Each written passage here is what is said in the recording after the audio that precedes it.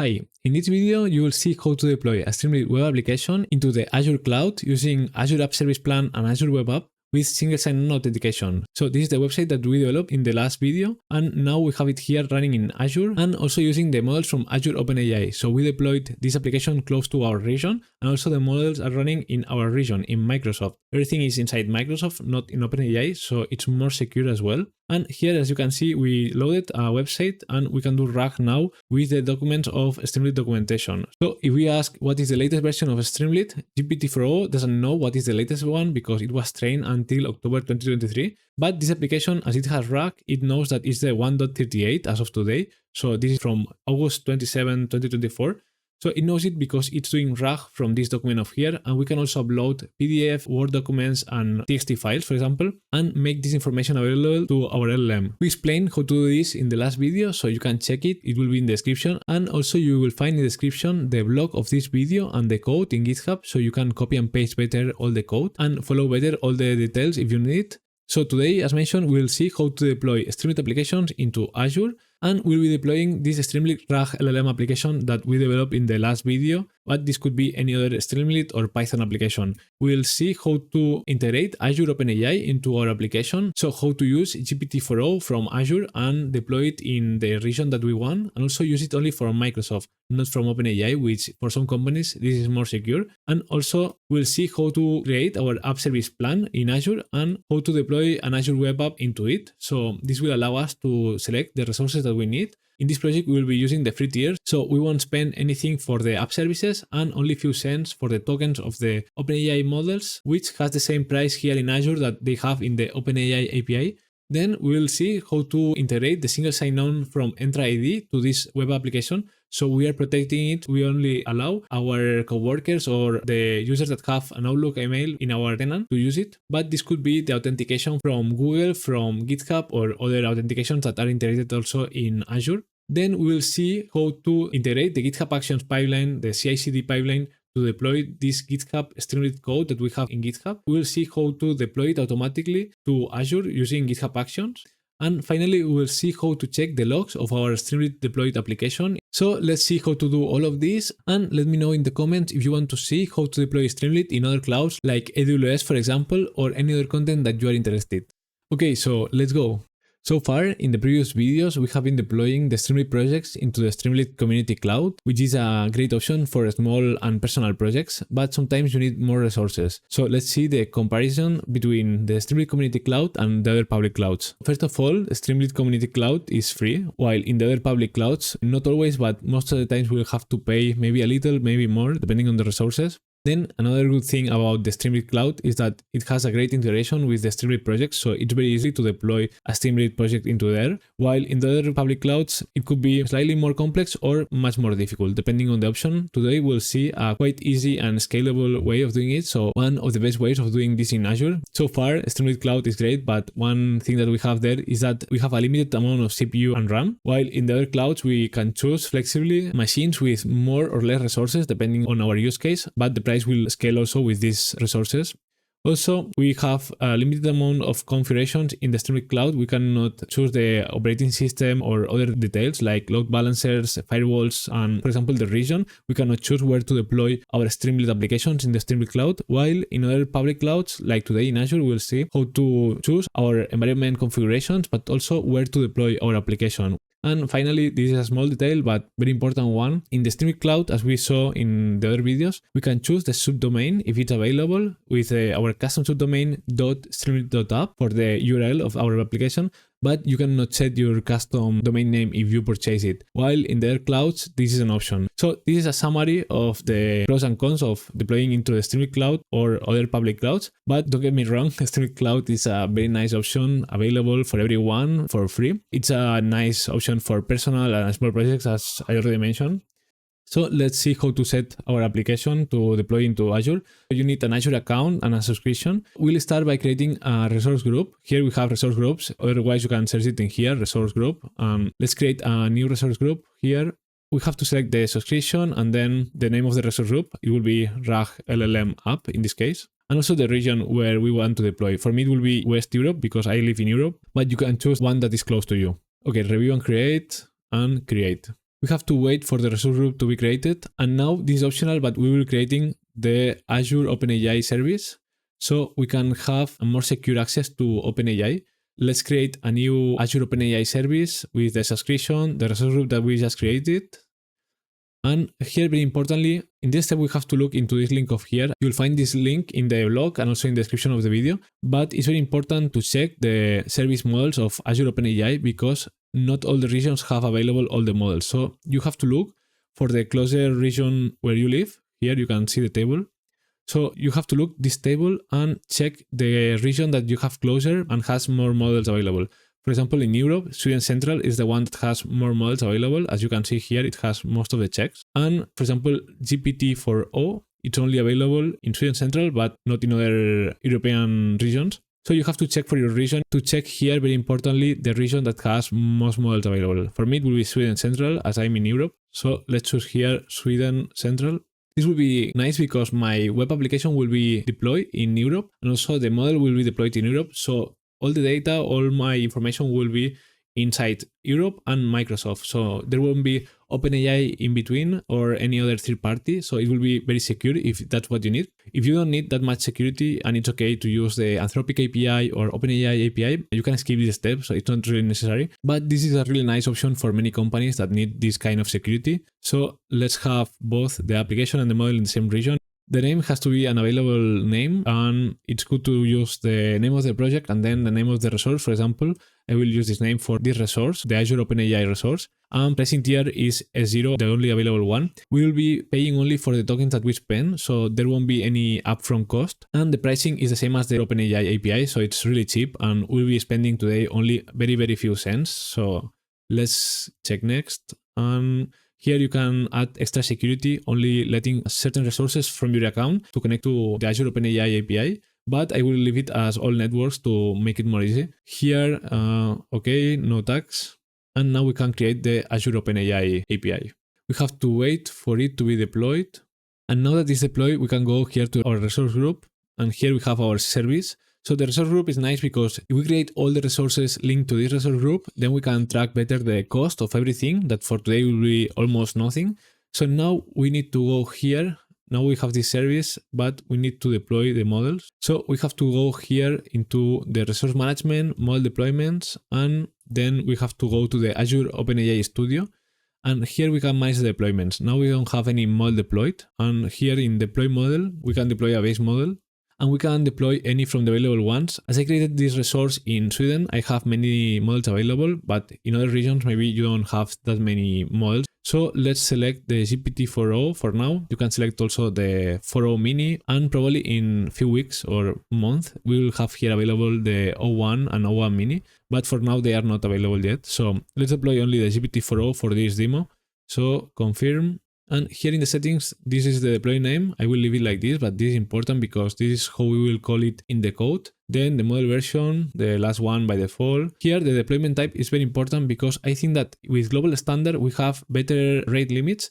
So we have more tokens per minute available, but it can happen that sometimes the model is not used in Sweden, but in some other parts. So maybe in some situations, your model will be in some other region outside of Europe, maybe. So I think that the standard one guarantees that the model is always in Sweden. I already deployed one model before and I don't have more available quota here. So for now, I will select global standard as I don't have more tokens in the standard. Then we have here the content filter by default. Okay, so let's create it. Now that we have the model, the GPT-4o created in our account, we can go here to the playground to check that it's working. And here in this chat of here, we can say like, hello. And if it's responding, okay, we can use this model. Now it's great to see here the view code. And here we have an example with Python or these other languages of how to call our model using our own endpoint and the API key that is hidden in here. I will copy, make sure that you don't share these credentials. Okay, so yeah, you can copy and paste this code into your notebook, but we'll do it slightly different because we'll be using LangChain. Okay, so let's go once again into the RAG LLM app project that we created in the last video. You can check the link in the description from my GitHub and also the blog where you can copy it. And here we created this RAG LangChain API notebook, so this Jupyter notebook to understand better and test every LangChain RAG method. So here I created this line of here to check the Azure Chat OpenAI, so to use the Azure OpenAI service instead of the OpenAI one. And it's very similar, the LLM stream, as we did before, but we have to add here some more details as you see. So we have to declare here the Azure endpoint, and here we'll need to, in the .env file, we'll need to add this Azure OpenAI endpoint and also the Azure OpenAI API key. So we have to introduce these two environment variables in the .env. So here we have them, the Azure OpenAI endpoint, as we saw just a moment ago in the Azure OpenAI Studio. This was the endpoint, and this was the Azure OpenAI API key. Once again, the .env file has not to be shared with anyone or uploaded to GitHub, so make sure that you don't share it. Also here we have the OpenAI API key and the Anthropic API key from the last video. So if you need them, you have it here as well. And if you only want to use Azure OpenAI, you only need these two of here. So let's save this now, this .env. And now as we load the environment variables with .env, we'll have these two here available. Then we have to declare here the API version. I think that this is the latest one. Then here the model name, as we call it when we deploy the GPT-4o. OpenAI API, the Azure one, because we are now using Azure. The temperature, I will fix it to 0.3 as before, and we'll be streaming the response as we saw in the latest video. Okay, so now we'll start with this prompt here, this question, like tell me something about Azure. And like this, the LLM stream will stream the response of this prompt that we created. And we'll be printing here chunk by chunk every content. You can see here that I tried it before. Let's check it again. So first of all, let's run the first cell of the notebook because we have to load all the libraries. And now we see that it's working. And yeah, it's explaining all of this about Azure. So now we are querying this model not from the normal OpenAI API where we don't know where this is running, but we are running this from Sweden, so from Europe. I know that my data, it's going from my computer to Sweden, to the Microsoft Cloud Center and coming back from them. So it's more secure than before. And also it's closer to me because I don't know where it's running when I call the OpenAI API. Okay, so now that we see how to call LangChain with Azure OpenAI with the stream, so let's integrate this Azure OpenAI model into the RAG application that we developed last day. Here we have this app.py application, this Streamlit application, and we deploy it into the Streamlit cloud using OpenAI and Anthropic API. So now here we will adapt it to make it still work in the Streamlit cloud if we are not in Azure. But also if we are in Azure, we'll make it work with single sign-on and with the Azure models. And as in Azure, the users will be authenticated. So they will be, for example, our coworkers in our organization. We will allow them to use our Azure OpenAI without asking them for the API key. So they will be able to use our Azure OpenAI service without them having to pay. So let's see how to do this. And we'll start by here in the models, we'll be listing that if we are in Streamlit Cloud, so if we are not in Azure, to use the same models as the other day. But if we have in the environment variables this AZ OpenAI API key, this means that we are in Azure, so then we'll be listing the models that we use in Azure. That in this case, you can do it as you want, but in my case, I will have available only the Azure OpenAI GPT-4o from Azure. So the same code will work in both environments. Then here we had the page configs, the title of the website. Here we were initializing the initial session state variables to get the message history, the RAG resource list, and also the session ID for every user. This is the same, okay. Here we were asking for the users, so let's run this application to see it better. We have to activate the virtual environment. Today we won't be installing any new library. The same that we had already from the last day in the environment variables, they will be okay already. And now that we have the virtual environment, let's say Streamlit run app.py, and let's refresh how was this application. So it was like this. Now I have the OpenAI API key and the Anthropic API key loaded from my environment variables because I'm running this application locally. But here we were asking the users API keys, and if they are not there, remember, if we don't have any API key, it's asking the user for the API keys because if they don't have it, they cannot use the application. So today in the Azure environment, we won't ask the users for their API keys or we won't block the application. We will let every authenticated user to use our Azure OpenAI models. So let's change the code to add this. And similarly as before, we will add here this if condition that if we are not in Azure, if we don't have this environment variable, we are in Streamlit Cloud and we will ask the users for their API keys. But if that's not the case, we will set, okay, OpenAI API key and Anthropic API key to none. And also we will check that the Azure OpenAI API key is this one from the environment variables because we are in Azure and we have it. And we will set it also in the session state to have it in other files. So here we were asking for the API keys and making sure that the user has introduced any API key.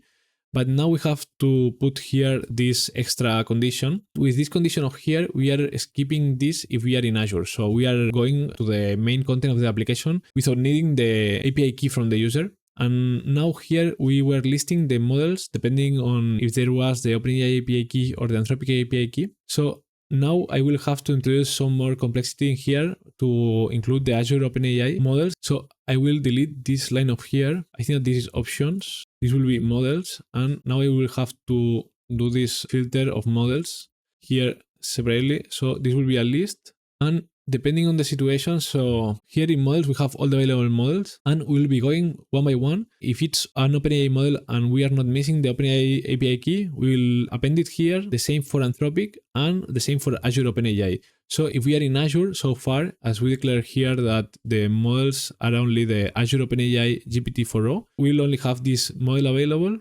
So this will be the only model listed here in this models list. Now here in models, we'll have it. And this logic will also work as before in the Streamlit Cloud. So this makes sure that depending on every situation, we have the models that will work with the current API keys available. Okay, so this is the select box of the models available. Let's save this and let's check again the website. Let's rerun. And yet now we don't see the API keys and it's thinking that we are in Azure because we have the Azure OpenAI key in the environment variable. So it's listing only this GPT-4o from Azure. So it seems to work so far, but this model is not yet instantiated. So we have to create the logic to call this model in our application. So now we have to continue. Here is the clear chat button and here is the option to use RAG. Here we were uploading files and websites to the RAG application and listing the document available in RAG. So this is the same. And here we were calling every model depending on the provider. So now here is where we have to add this line of here that if the model provider is Azure OpenAI, so the model provider is in the list of the models, the part that is before the slash. So if the model is the Azure OpenAI one, we want to use the LLM stream from Azure Chat OpenAI. Otherwise, the Anthropic or the OpenAI, depending on the model that we selected. And this is how we created just a moment ago in the notebook, the Azure Chat OpenAI models. And we have to import here Azure Chat OpenAI. So let's import it. And we have to import it in LangChain OpenAI. So if we already installed this the other day, we don't have to install any other library. We have to add here Azure Chat OpenAI. And we'll have it already here available. And that's all the changes. So all the logic works. We only need to add the Azure Chat OpenAI with LangChain. So LangChain makes the integration of new models or new providers so much easy.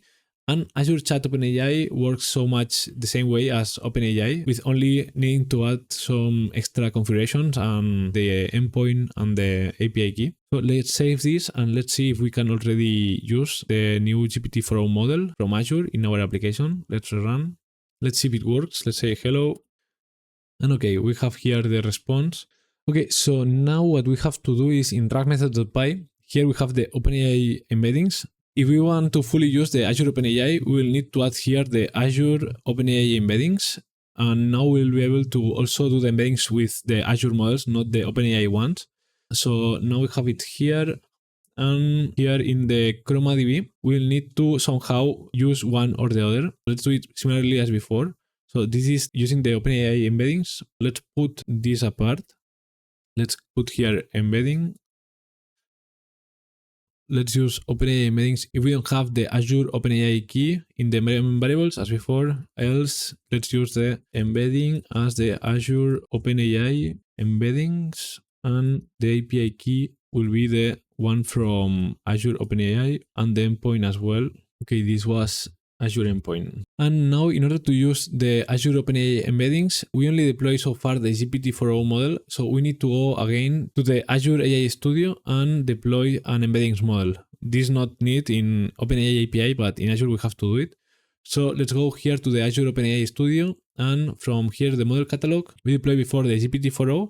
Now we need to deploy one of the embeddings models, and in theory there are these three. I think that the three of them will work. This in theory, the text embeddings 3 large is the best one. So let's see if this one works. You can deploy any of the other ones, I think. So let's deploy this one.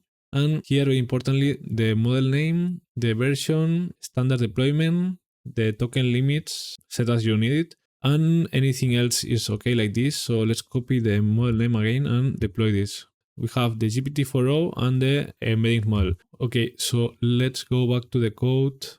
And here in the RAG methods.py, we will need to add the model name, the text embedding 3 large that we deployed. If you deploy the small one or any other one, change the name. And also the API version that I will put the same one that we declare in the GPT-4o model.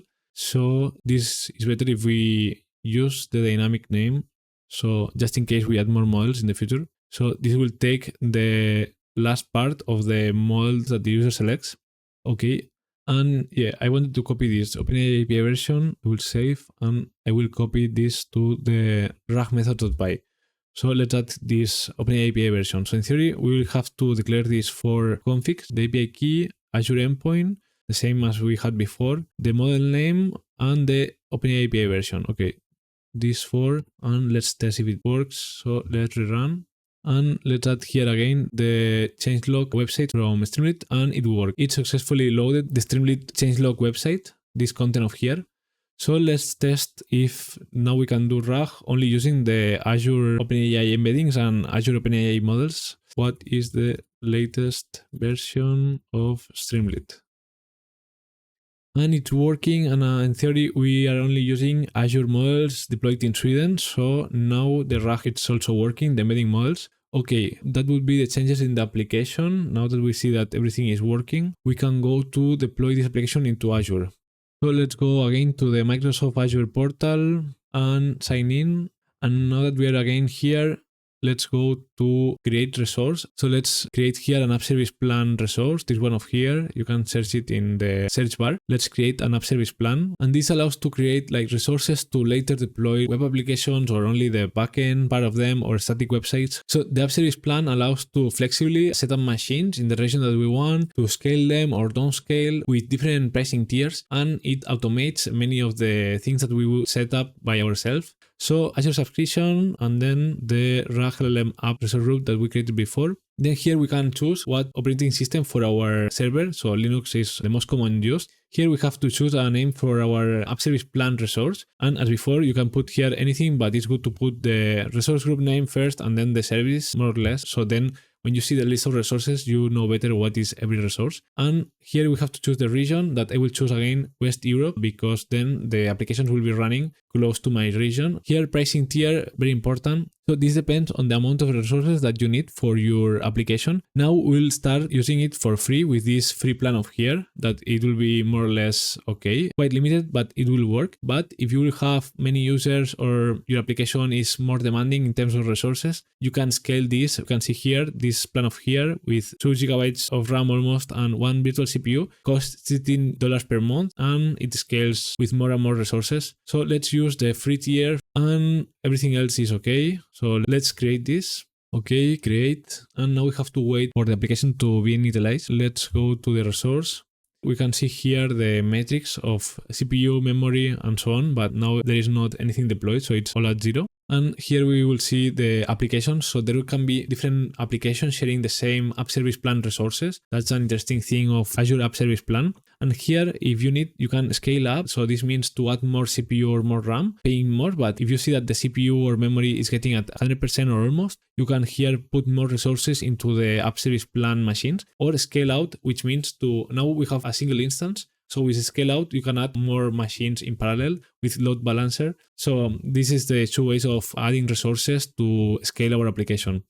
So let's create now here the web app resource, and it's this one of here, but if you don't find it in this list, you can search it in the search bar. So let's create a web app in this App Service Plan. Here again, the subscription, the resource group, the same. Here we have to choose the web app resource name, and this is very important because this resource name will be also the subdomain name with azurewebsites.net, this free domain that Azure is making us available.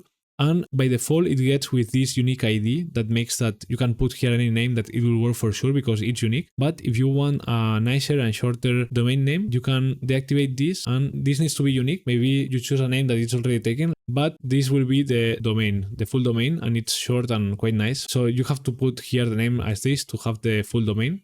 Now we have to publish the website as a code. We can also develop our own Docker container or develop a static website. With Streamlit, you can do either with code, choosing here the runtime of Python. This is what we will do today with Python 3.11, the same that we use to develop the application. But if you prefer to develop your own Docker container or you have a more complex use case, you can also develop your container and deploy a container application. Here, the same Linux, and we have to choose here the same region that we choose for the App Service Plan, so West Europe. And now, if this is the same, so Linux and West Europe, as we did before in App Service Plan, here we have available the App Service Plan that we already created with the free tier. So it's already detecting it, and everything else is okay. So these are the settings. So review plus create. Okay, you can do here a final check, but everything is okay. So create. Now again, we have to wait for the deployment to finish. Okay, and now we can go to the resource now that we have it deployed. And yeah, Azure Web Apps are nice because they have many nice features available, like for example, many configurations or authentication. We'll see how to add it. Also, backups, identity here, certificates, networking. We can list here a white list or a black list of IPs to block or allow these IPs in our website. Other things like web jobs or, for example, load testing. This is the App Service Plan where is this web app running. Also here we have many metrics and logs and other advanced things. So the first thing that we will do before deploying our Streamlit application in here is to add the authentication layer. So then whenever we deploy our application, it's already protected by this SSO authentication and only authenticated users can access this application. So let's add here an identity provider. And here, today we'll be doing with the single sign-on of Outlook, but if you want, you can also introduce here the Google Authentication or Twitter or GitHub or any of the other ones. So this is nice and quite easy to implement. So let's do today Microsoft with the workforce configuration. This means that only the Outlook accounts of your Azure account, let's say of your tenant, so your coworker, for example, can access this application. We have to create a new app registration because our web app is not yet registered. This is the name of it. And we'll select that only the current tenant accounts can sign in into our Streamlit application. So if you need any other setting, you can select it here. Anything else I will let by default. So let's add this. And I will need to select another name because I already did this registration before. So let's put here too. And here I have to set an expiring client secret. So let's put 3 months, for example. Okay. Let's add this single sign-on authentication into our application. So maybe you will need to wait some seconds or a couple of minutes. You can also restart the application if it's not working. And after setting the single sign-on, if we go now to our domain, if we click here, it will open and now you can see that it's asking us to authenticate first before accessing to our application. So yeah, this is a nice option before deploying the real application and you are not exposing the application to the public, to everyone. So I will select my account. And now that it's the first time that I'm signing in to this application, it's asking me to consent this information. It's the basic user read information. So let's accept this and the next times it won't be asked. And now here we see the web application that we haven't deployed yet. So by default, Azure Web App Python is showing this. Let's see now how to deploy our Streamlit application from GitHub. So we'll be using the GitHub Actions to deploy automatically from GitHub to the Azure Web App. And to this, we have to go to deployment here in the Azure Web App Deployment Center. And here we have to tell what is the source of the code. So we have all of these options. We'll use GitHub, but we already had the code from last video. Here you have to sign in with your GitHub account if you haven't done it yet. If you have already done it, you will see it like me here, so you don't have to do it again. Here you have to select the organization, which for me it's Enric, my GitHub account. Here you have to select the repo from all your GitHub repos. Here the branch, which is main. And this is nice because now we'll be automatically deploying from main to this, let's say, production environment. But you can set like multiple environments. So you can develop all the changes in the dev branch, deploy this dev branch into the dev environment, make sure that the new changes don't break the application and they are working. And then you can deploy this from main to production without breaking the main application in production, which is in main. If you have multiple users and you need some reliability, you can do it like this and have multiple environments. But in this example, we will only deploy the main branch. Then this authentication type is okay, our subscription, and here we will need to create a new identity. So everything like this is looking good. And this will be automatically creating into our GitHub repo, GitHub Actions workflow. So a file, a YAML file to deploy this automatically from GitHub to this environment. So this will be created automatically. Well, we can see here the preview of this GitHub Actions file. If this looks okay, you can close and save. And whenever you save this, it's already starting to generate this YAML file into your GitHub account. And then you can also modify it or add tests or anything. So let's check here in code. It's not yet here, but probably it will be in few seconds. Okay, now it's already here. If we see, the Azure Web App has already created this commit with these GitHub workflows. And here we have the main rag LLM app.yaml. So this is the CI/CD pipeline to deploy to Web App. And we can see here the on push branches main. So on every push of main, this will be running again. So it will be redeploying the changes. It's automatically doing all the required steps with Python, the virtual environment, the requirements of the library. So it needs a requirements.txt, but we already had it. So this is already working. And it's zipping the code and uploading it to Azure. So this is the build step and this is the deploy step. And it's uploading this zip file to Azure. And here it also created this secret of here in our GitHub account. The need one from client, the tenant ID, subscription ID. So all of these steps that normally if you have to develop all of these from scratch, it's a little bit difficult because those are so many steps that need to work properly in order with all the needed authentication secrets and so on. So it's making it for us already working. And yeah, as mentioned before, you can add here now like testing steps or more steps if you need them or in a separate YAML file.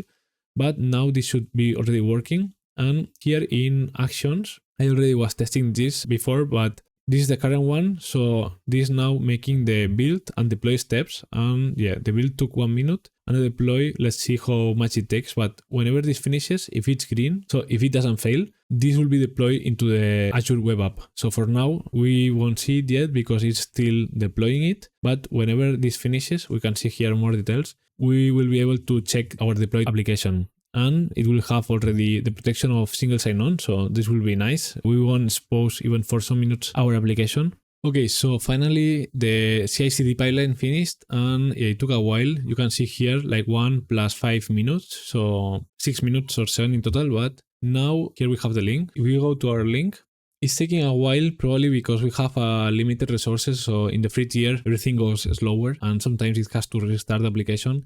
And okay, our application is deployed as we can see here, but we have an error here. So I forgot a step. I know what's happening, but imagine that you don't know what is happening and you want to check the logs. So first of all, let's see how to activate the logs. And here we see some logs, but first we need to go in here. And in order to make the logs available and stored, we have to activate this file system for the logs. We can put here some more quota or leave it as default. Then here the retention days, normally I put it as 90, but here we'll see better now our logs in the application. So here you can see the logs of your application, the live logs. And if you don't understand what's happening in the application, if it's crashing and so, here you can get some more hints of what's happening. But the thing is that in order to make the Streamlit application to properly run, we have to tell here in configuration. So we have to go into settings and configuration, and here we have to tell the startup command because now our container doesn't know how to start our Streamlit application. So we have to tell that the startup command is python-m, then Streamlit, because it is already installed with the requirements.txt file. So Streamlit run app.py. And then we have to tell that the server port is the 8000. And then we have to set here that server address is the 0000. So it serves the application to all the IPs. So not only to localhost, but to the external internet as well. So that's what we are missing in order to make this application run in the container. Everything else can be left by default. You can change anything if you need, but with only this change in the startup command, we can save this, continue. It will restart the application probably. That's what we need in order to restart the container with the proper startup command. And also we'll be missing one extra thing, that is that we still don't have the environment variables here. Well, we have these ones that are the default that it uses to deploy the application and so on. But we need to add a new one, well, two in fact, that are the ones that we had in our .env file. So we have to set these two of here. If you want to use the OpenAI API or the Anthropic API also in your Azure application, you can set also these ones of here or the ones that you need. So we have to copy first the name of it, then here in name, paste the name, and now here the value. So let's apply this. And now we have to add another one that is the endpoint, this AZ OpenAI endpoint. So let's put here the name and now the value of it. Okay, and now in theory, this makes available these environment variables to our application already. Confirm the changes.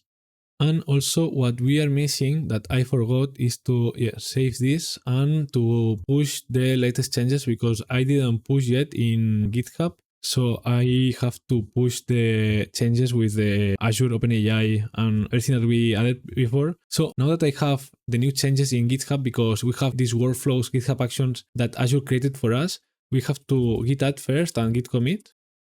Let's put Azure OpenAI like this to understand that we added the Azure OpenAI models. But now before pushing this code to GitHub, we have to pull because we have changes to pull. So let's pull. And now, as you can see here, it's bringing us the workflows that Azure created here. So if you don't pull before pushing, it will throw an error. And now we have here locally the GitHub Actions workflow. So now we can git push with our changes. And now we will have all the logic available to make it run with the Azure OpenAI environment variables. That's what we were missing. So now we'll have to wait a little bit more for the pipeline. So let's see if the pipeline of GitHub Actions is starting again. Okay, so as we push it in GitHub main, it's starting the pipeline again. So it's building and deploying. We know that this takes 6 minutes or 7, so we'll have to wait a little bit and then see if it's deploying it.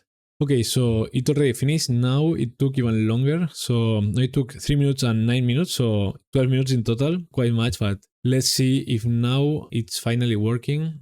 And yeah, now finally after 1 or 2 minutes more, it has been loaded into Azure, the changes, and now we see here that it's not requesting our API keys, and it's already working after authenticating, so it's working nice. And here we only have now the Azure OpenAI model that we declare whenever we are in Azure. So let's test first of all if the model is working. Okay, it's working as well.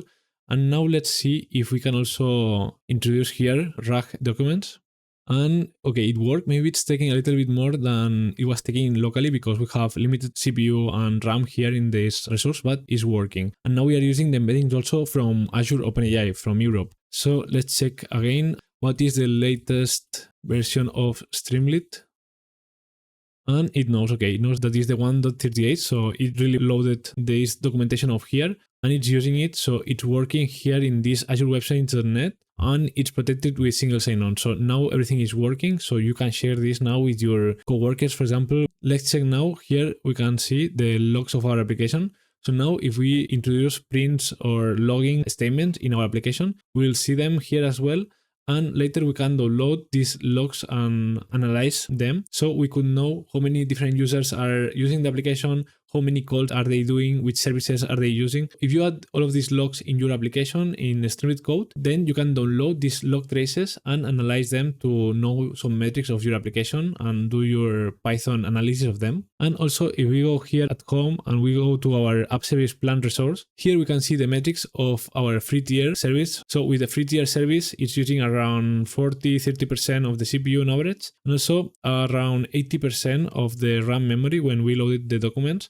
So it's able to handle our RAG application with Streamlit, but it's almost there. So if you need to load more documents or have multiple users, it will be great to go here and scale up this service with more RAM and more CPU and pay a little bit for it. But with the free tier, it's working. So you can do it almost for free.